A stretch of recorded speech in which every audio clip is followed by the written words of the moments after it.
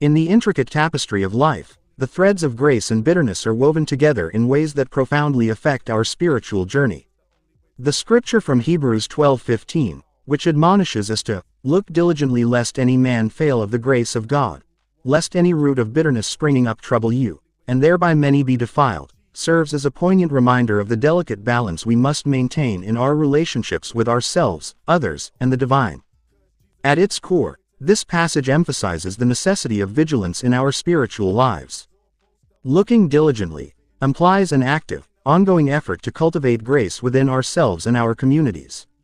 It urges us to be aware of the subtle ways in which bitterness can take root, often unnoticed until it has grown into a formidable obstacle. This bitterness may stem from personal grievances, past traumas, or unmet expectations, and if left unchecked, it can poison our hearts and minds, leading us away from the grace that God offers.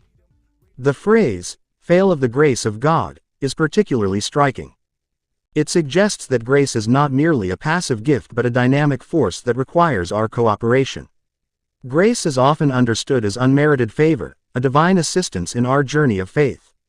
However, this scripture warns that we can indeed fail to access this grace if we allow bitterness to overshadow our hearts.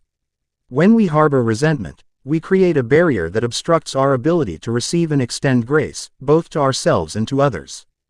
Moreover, the metaphor of a root of bitterness is evocative.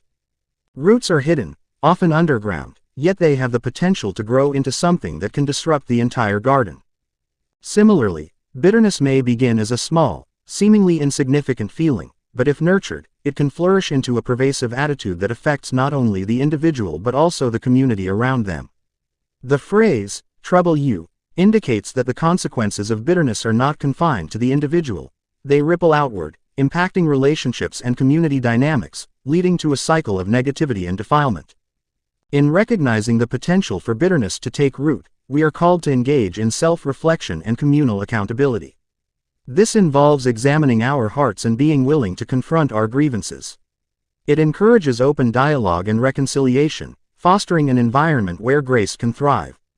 By addressing our bitterness, we create space for healing and restoration, allowing God's grace to flow freely among us.